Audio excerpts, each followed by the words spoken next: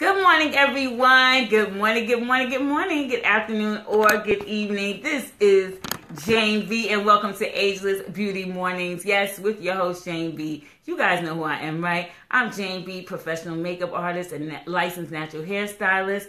I've been in the business over 20 years, and now I am coaching, and I am coaching smart, successful beautypreneurs to grow their business, build wealth, and to take their business to the next level through services and practices. Yep, that's what I do. And so I'm super excited. I could not wait to be here. So excited because today we have special guests in the building of Black Panther fame, member of the Dora Milaje, Christine Hollingsworth. But before I bring her into the building, I just want to give just a little bit of accolades about who she is and what she's done. She is someone who has been around that I've known for a while. She started out at LaGuardia, a performing arts high school in New York City. Then from there, she went on to college, and then from there, she had the amazing opportunity to be in The Lion King, which I went and saw her in it, which was pretty amazing. Then from there, she went on to be a part of a world-renowned dance troupe called Complextions. She did that, and then from there, she just really starts to hone her craft in acting, and her dance background has become a major part. It's become a major benefit to everything she's done in her life, because as you can see, if you've seen the Black Panther, then you know you definitely need to be in some kind of shape to be a part of the Dora Milaje, yes. So anyway, that's what's going on with her. I mean, it's so much more we can talk about. It's so much more she's done. But I want to bring her live right now, okay? We're about to bring her live on camera so you can meet her for yourself. Yes, the one, the only, Christine Hollingsworth. I'm going to bring her in right now. Hold on. Yes. At it right now. This is so exciting. Hey! Hey, Christine, how you doing? I'm good. It's early, girl. But you look good, girl. You look all Dora Milaje. You look all, you all. Yes. You looking all yes. like you representing for the culture, like you representing for the people. I am. Indeed. Yes. Thank you. What'd you say? I'm representing the culture. Thank you. Yes. Power to the people. Power to the people. Oh, I see my friend Vanessa. Hey, Vanessa. Broadway star, Lion King singer. She's amazing. Yes, Vanessa. So you know what? You'll see your people because they don't pop up on my screen. So just make sure you know. So definitely shout your people out when they come on, okay? I see her. Hey, Vanessa. Broadway star, soprano. She's singing. Hey, Vanessa, Broadway star. Welcome to Jane B, Natural Beauty, and welcome Christine in the building. But before we get started, I gave everyone just a little bit of background about you, but I just want to, yes, I see her. Nessa said, hey, girl. Hey, Shizma. Hey, Shizma. My Shizma, I went to, yes. Hey, Shizma, I went to, where did we go to? Philippa Schuyler. We were in junior high school together, me and Shizma. She's also Jamaican. I love that. I love that. I love keeping your old school with you. That's amazing. Yes. So Christine, I share with the audience a little bit about like your background, what I know for sure about you. But just before we even get started, just give people just a little bit of background, like about like who you are in terms of like your career, your creative career. Okay, so I started as a professional dancer. Hey, Vanessa, yes, I'm your baby sis. I started as a professional dancer at the coercion of my Jamaican mother. She forced me to audition for LaGuardia High School. I auditioned for LaGuardia High School. There were about 1,000 kids. They picked 66 of us. Went to LaGuardia, then went on to Towson University to obtain my BFA in dance. Then Lion King happened. Then Complextions Contemporary Ballet happened. Then in between those two things, Gap commercials, working with Zoe Kravitz when she had her band, and then segued into Gotham, which happened, and I was a recurring villain on Gotham, and then Gotham actually led to John Wick Chapter 2, the booking with Keanu Reeves, and then that led to Panther. That's amazing. And yes. the thing I noticed, what I've noticed is like with all of your the things you've done so far, like your dance background has definitely played a part because in the well, definitely in the Gap commercial because you were a dancer. You know the honey when it comes on, boom, Christine's right there in the front. She's like ta-da, and she starts. Yeah. Yes, we love that. You are too funny. So you have that. Hmm? I said, you are too funny. Yeah, so she started that commercial, and then I know in Gotham you were like, what, tell me the role in Gotham. You was like one of the henchwomen. What was your role in Gotham? Yeah, so Victor Zsasz is an iconic villain in the Gotham comic books. He's not really used too much in this DC cinematic universe, but so we were, myself and Celia Au, a wonderful Chinese actress, and myself accompanied Anthony Carrigan, who played Victor Zsasz on TV. We were his henchwomen. So wherever he went to murder people, we followed him, and we essentially were like this badass murder crew. And yeah, we like loved our jobs. We were like assassins that loved what we did, you know, pretty dark and creepy. But that's exactly, Right, so that right. role was really physical too.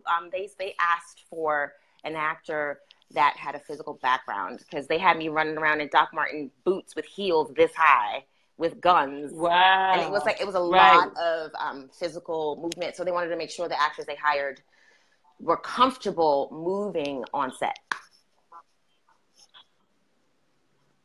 Okay, I think we're having a little bit of technical. Say something, Christine. I can hear you and see you. Okay, it was just a little choppy. I just wanted to make sure you were good. Now that role was really good. When I saw you in that role, I was like, ooh, because you look like bad ass. I was like, go girl, you gonna hurt somebody. But this is what I want to talk about in terms of just like from where you were to where you are now. I Mm-hmm. do remember at one time you had locks in your hair. Mm-hmm. You had locks. Mm-hmm.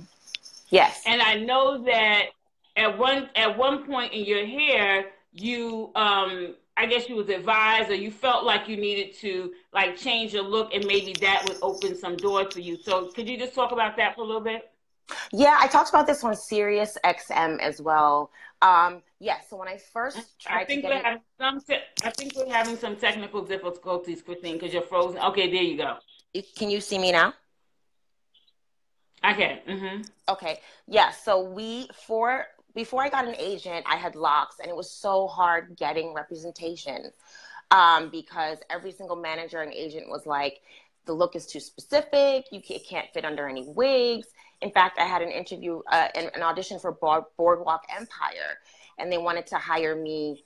You know, it's a period piece, Prohibition in the 40s, and they said my locks couldn't fit under the wig for Boardwalk Empire, and that was when I was like, you know what, this was around 2012 maybe, and I was having so much difficulty with getting representation from an agent. So that's when I cut my hair, and the moment I cut my hair in 2014 in August, I'm sorry, I cut my hair in 2012, did a mailing to get representation in 2014, and was signed within a week with my short haircut. Wow. Well, because it was more versatile for it to be short. Yes. Yes. Yeah, I can see that because I know the role you played in Gotham, your hair was short. Now, was that specific for that role? Did they want short hair as well? Yeah, in the breakdown, it said skinhead. So I was like partially there. I had partial skinhead going on. But in the breakdown for Gotham, it said skinhead role. They wanted an actor who had a skinhead. So I was like, my short haircut worked. Right, right, right. And you know what I love about that part of the story is that part of your journey is that you were willing to take the risk or the chances to further your career. And it really paid off because as we know, let's bring it up to 2018, that in Black Panther, Hey, Kalena. Hey, Kalena. Because in Black Panther, you needed you needed your head completely shaved. Yeah. I mean, because those women, like, let's just jump into that. Let's just jump into your whole Black Panther experience, your journey with that. Just tell us a little bit about maybe how you got that role, and then the fact that now you went from a little bit of hair to no hair. So let's talk about that. Okay, I'm going to try to speed talk this. Okay. My friend Johanse Serrant, he is a progressive Black guy. He saw a casting notice from via Serafin's office, the casting office, on Facebook looking for supporting actors. And he was like, Christine, you need to have your manager reach out. So my manager sent the casting office in 2016, just a pitch. And they responded and said, we don't have anything right now, but if something should come up, we'll let you know. This was June of 2016. Marvel made the announcements for the leads July of 2016. My manager got my agent got a casting notice, an audition notice in August of 2016. So I had to put an African accent on tape and fight choreography on tape. And my agent was like, choreograph something. So I choreographed something. Right. So I legit choreographed something, learned the scene with an African accent. That was in September. Marvel is very secretive. I had to sign all these NDAs. I could not talk about this movie for a year. Although I would have like secret Facebook updates with people that I trusted. No, for real. I just would like make a group and like secretly update people on Facebook. Right. And for all of those of you watching, you know who you are. So, right. And then that was September. There was like 3 months of emails back and forth. We have to shave your head. We have to do this. We have to do that. Are you okay with all of these things? Yes. Casting called me in November and said, Ryan wants to hire you. Hey, Sharon Francis.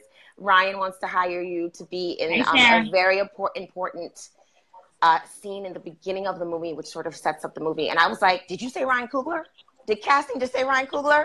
That's a yes. Right. That's a no-brainer. I told my agent, I don't care if I'm tap dancing on his set. Just get me on his set. Yes.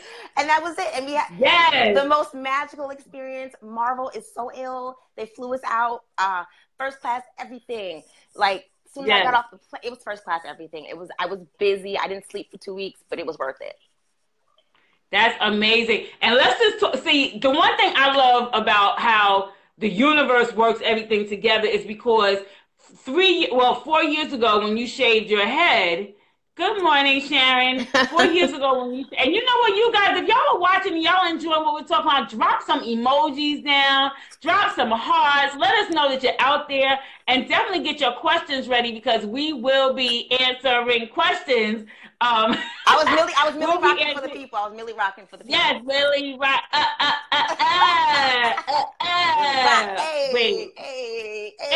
Hey. Because Christine will be answering questions. So definitely get your questions ready because she definitely will be answering questions. But I just want to talk about how amazing the universe works because in 2014, I'm sure at that time you could not imagine that 4 years later you'd be on the big screen with a movie that has grossed over $1 billion, like where the camera actually shows you. So it's not like Christine is in the back in the corner and we don't know who she is, or she's in the shadows. No, she is full face in the front. You can see her, and that is pretty amazing. And so I'm just going to interject. The one thing I want to interject is that's why sometimes it's all about the journey. It's not necessarily about exactly like what's going on at that moment, because things in life have a way of coming full circle. And so she went from like cutting her hair off to just to get representation, and that beauty move took her from just getting representation to now being in one of the highest rated movies of all time, and is a Power to the People movie. And I just wanted to interject that because sometimes just in life, you have to make changes and you don't necessarily know why you're making those changes, but they have a way of unfolding. And so we're talking about her unfolding and this amazing opportunity that she's been given and continues to get.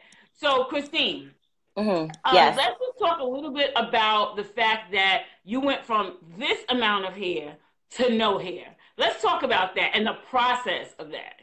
Yeah, so what's interesting about Panther is they never really said you have to shave your hair. In the emails, they would say you have to cut it short. But I knew it was Dora Milaje. I just knew this is what I was auditioning for. And I just studied all the images in the comic books. So I said to myself, you know what? Let me just be prepared to shave my head like Mr. Clean Bald.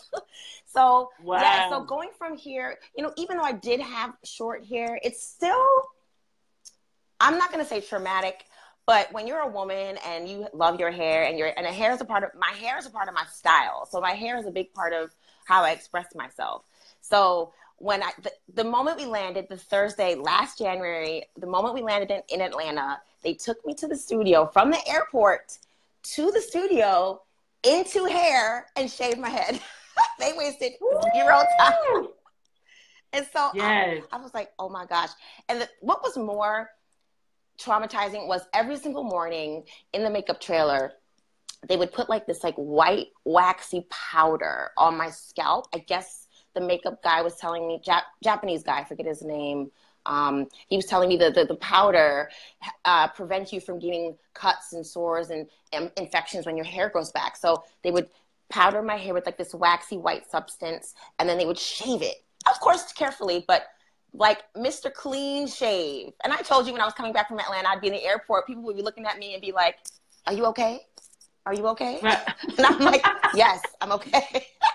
Because, you know, in the airport, you have to take off the scarves and everything. And I'm just bald. And people would be like, girl, are you sick? They're like, are you sick? Not even are you sick. It was just like, because I don't think I looked sick, but I didn't look. It was just more like, you're black and bald, but really beautiful. What's going on? In the airport. All right. But it was see, that's what we like, confidence. See, you need confidence when you have no hair. No, you when do. You have no hair in your head, you need to be confident. Like, hi, yes, I meant to look like this. Yes. You do. Hi, but here are my shoes. It was so worth it and rewarding, and it just Absolutely. Once you get on set, and the set was so artistic, the level of performance and artistry. Once you get on set, you just forget that you forget that you're bald when you're on set, because, you know, Ryan was like, one time, I think the very first day, the very first take. So in the dance world, you rehearse quite a bit with your marks on the floor. In the acting world, you get a rehearsal, but not in film so much. So you do, but not on set. And if you do rehearse on set, it's for like really quickly, briefly, if you're not doing too much, right? So there was a mark on the floor, and so right before he said action, or when he said action, I looked for my mark because it was dark and I couldn't see. And we ended the take, and he walked up to me and he was like, Christine, you don't have to look for your mark. You can just feel it. Feel the space and the energy. And I was just like, oh my God, Ryan Coogler's talking to me. I was like, hey, Hunter. I was like, oh my goodness, Ryan Coogler's talking to me. Like, this is the director of Fruitvale Station and Creed right here talking to me. But it was just, you said when you're on set, you kind of forget the trauma of the bald head, and you forget that you have no hair, and you like look like Mr. Clean, and you just begin to act and perform, and it's great. And you know what? And listen, as I always say at Janebnatuarlbeauty, my hashtag is Black Hair Grows. So yes, it's okay to be bald. Listen, it's okay to be bald for Black Panther, okay? Because your hair will grow back, because you know that your hair has grown back. So it's not even about, see, that's short-sighted. Short-sighted is, I don't want my hair to be cut. The long-sighted is, it'll grow back, and now my image is printed for life. Yes. Like, for life. Yes. Black Panthers out there. 50 years from now, they're going to be showing Black Panther. Yes. Okay? Yes. So, and your hair will be down your back by then. Yes. You know? So it will be. It won't even be. Well, if you want. But the hashtag is Black Hair Grows, because a lot of times that is a misnomer that Black hair does not grow. If you leave it alone and you treat it with respect and you be nice to your hair, it will grow back. So if you have to sacrifice your hair for the better of the good, for the culture. But if you have to shave your head for the culture, then go ahead and shave your head for the culture. Okay, yes. I don't know. You know, I was thinking, I said, oh, if they asked me to cut my locks, would I do it? I guess if I knew I was guaranteed to be on screen. Well, when you're an artist, you kind of don't hold on to aesthetic things so much. Right. Aesthetically, you realize as an artist, you're going to have to be malleable and pliable, and you're going to have to change and be a chameleon. Hey, Tara Cunningham, Bethel crew in the house. Hey. You're going to have to be a chameleon and adapt and adjust. So I don't really hold on to like my hair or my beauty, because I might have to do a role where I'm a straight up crackhead. Right, right. I'm just saying, or someone who's ill, or someone who's mentally unstable. Right. And in those roles, my aesthetic won't matter at all, really. Right. Because I'm, so I don't hold on to aesthetic things that much, because it changes so much. Thanks, Tara. Right. I'm trying. Hey, Denise Nero. Well, that's the sign of a true artist. That's the sign of a true artist. A true artist is not holding on to the now. They're changing. They're constantly changing. So you constantly have to, I'm talking from a non-actress point of view. But you're an artist. You're an artist too, so you understand what I'm saying. Oh, I totally get it, 100%. And trust me, if I'm ever put in a position where I needed to do something for the better good of what I'm doing, I would do what I need to do too. And I think that goes to anything you value, anything that's worth it to you, you will make the sacrifices and you'll make the changes as long as it feels good to you. I think you'll do it. I totally agree with that. Well, girl, listen, let's talk about some juicy stuff.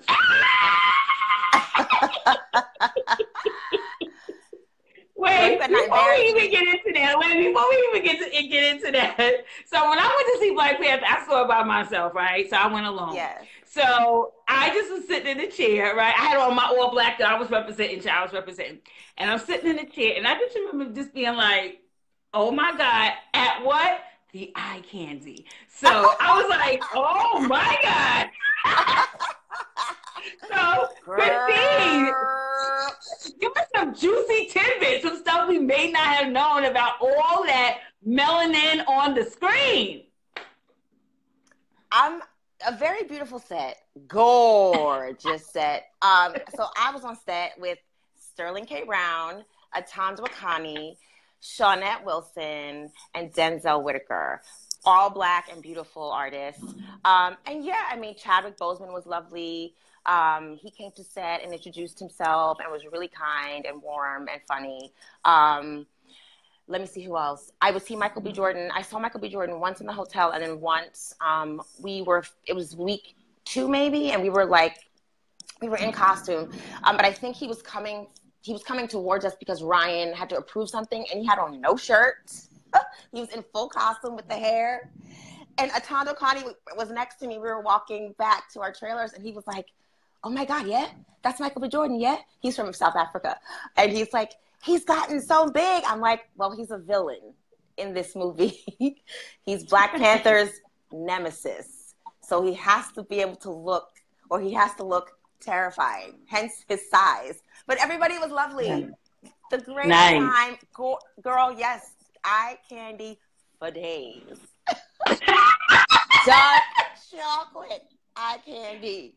Eye candy, all kind of Hershey's Kisses, them all over the place. All over the place. Yeah. And folks are like, hey, Christine. Wait, Jane. Folks are like, hey, Christine, how are ya? You're like, I was like, hey, how are you're like, like, hey, folks. Hey, Black man, how are ya?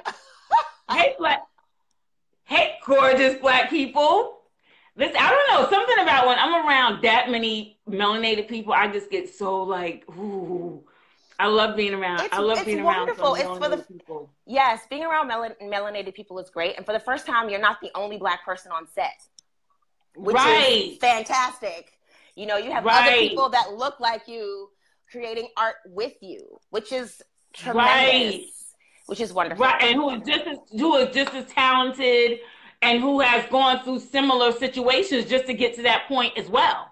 And that's the bomb. Yeah. I had to throw that part in there. I had to throw in a little, like, a little fun time. Hey. Because I was like, wait, something. So tell us one thing. We're going to wrap up really soon, but tell us okay, there's a couple of things I want you to talk about.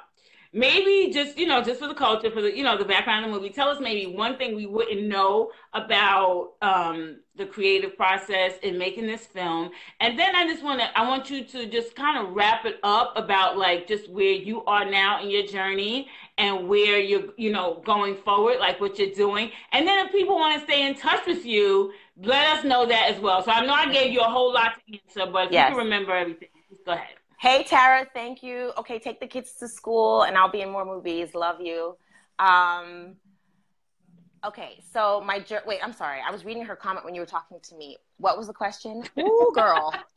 Okay, so it was a three-parter. Yes. I was saying, like, give us like maybe a little bit of background things that we wouldn't know Oh, okay, about yes. the movie making Yes, process. Yeah. yes, yes. Okay. Things that people wouldn't know about Black Panther. This is like geek knowledge. Um, well, one thing I want to say about the director, because I didn't know what to expect on this big budget movie, $100 million. You don't know egos, personalities. I have to say the director, for most people who don't know, Ryan Coogler is tremendous, aware, in the space with you, creating the journey, the piece with you. So that was a wonderful part of this process. The one thing people don't know, the Dora Milaje. Okay, so the Dora Milaje, they are hugely significant to the monarch. Within the Dora Milaje, there's a subgroup called the Midnight Angels, and they only work with martial arts. That's it. They only do kung fu, nunchaku. They only work with historic or traditional ancient martial arts practices. So it would be really cool if like Marvel did a spinoff wherein this part of the Dora only worked with martial arts, because that would be ill. Yes. I can work with nunchucks, and I can do some martial arts. So that would be super ill if Marvel went that way with the Dora. And also, what people don't realize about Black Panther is it's a direct descendant from the blaxploitation films in the 70s. These movies first featured Black actors in heroic roles.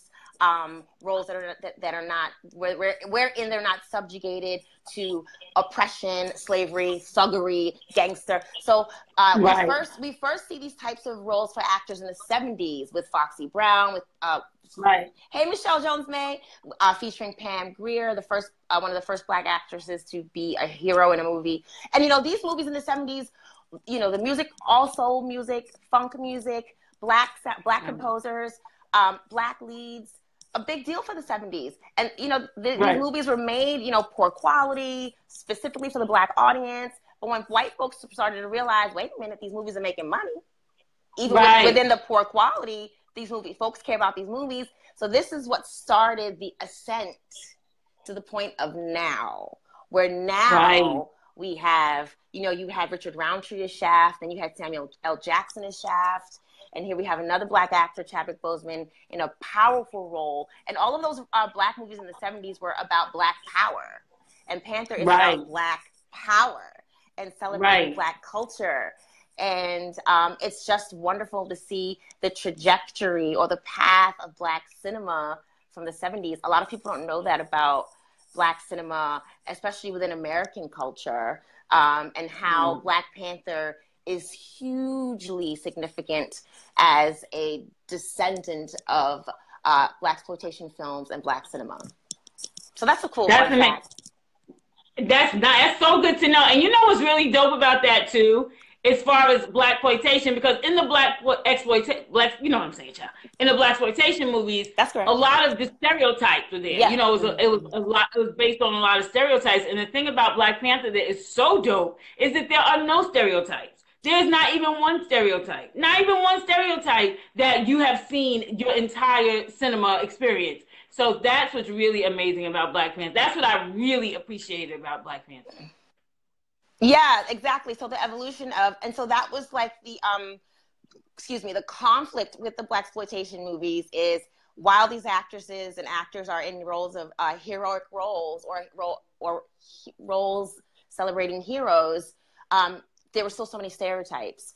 Pam Grier, a lot of people had issues with Pam Grier's nudity in the 70s. And I'm like, but okay, so it's like art.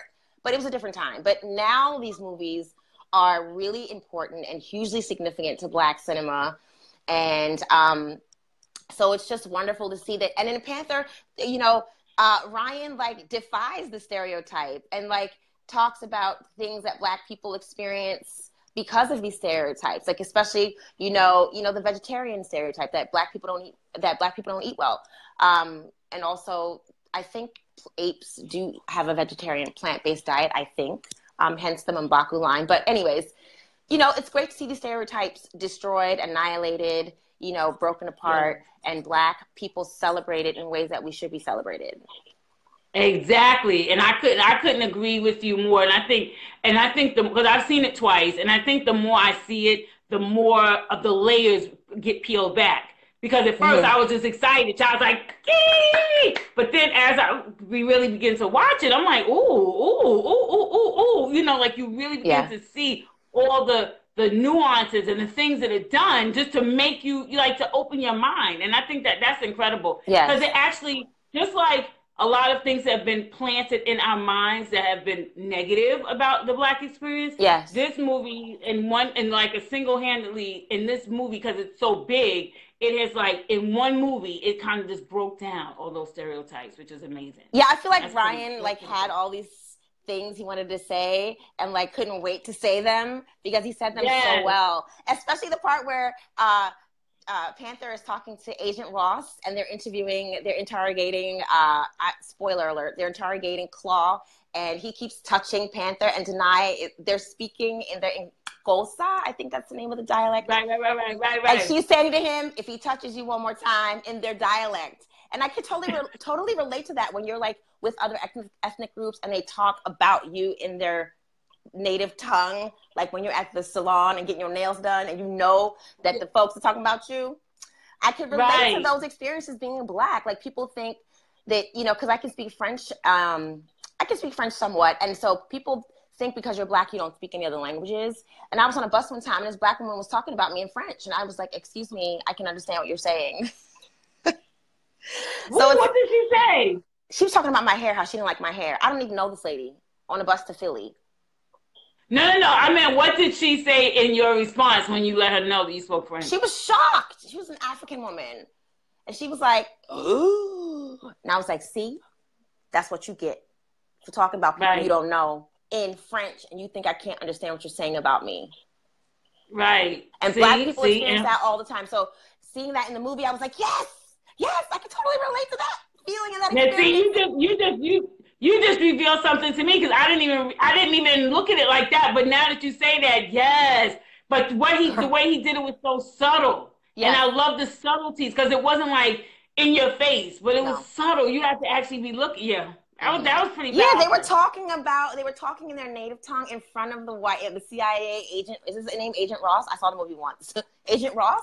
Mm. They're talking in their native dialect, in their tongue, and in front of him, and he doesn't know. That's why he's like, "Does she speak English?" And she responds when she wants to. So they're That's speaking. right. They're speaking to each other in front of him in their native tongue, and I've experienced that so much with other cultures where they talk about me in front of me, and I'm like, I know you're talking about me.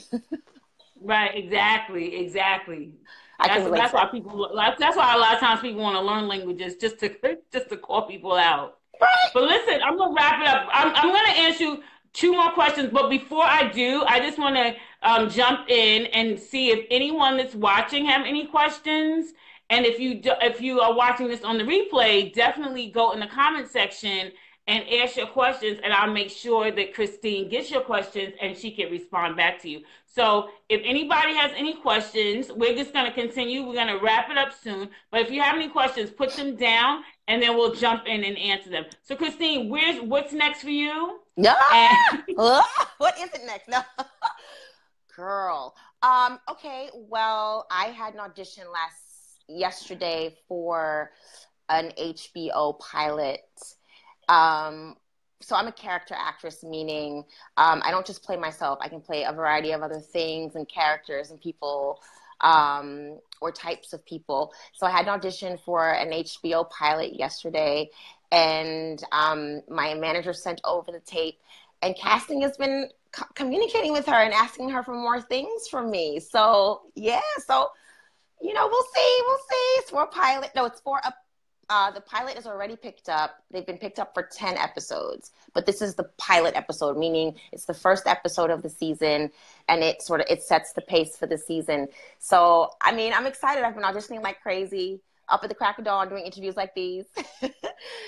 Haven't been able to sleep, but it's okay. My schedule is really busy. So, TV might be on the horizon, a play might be on the horizon, but my manager and agent, we're working and I've gotten a couple of callbacks for leads and things. So Nice. it's just a matter of time before it's the right director, the right project, the right medium, whether it's TV, whether it's film. So, you know, we on the go, girl. We on the go here in Brooklyn.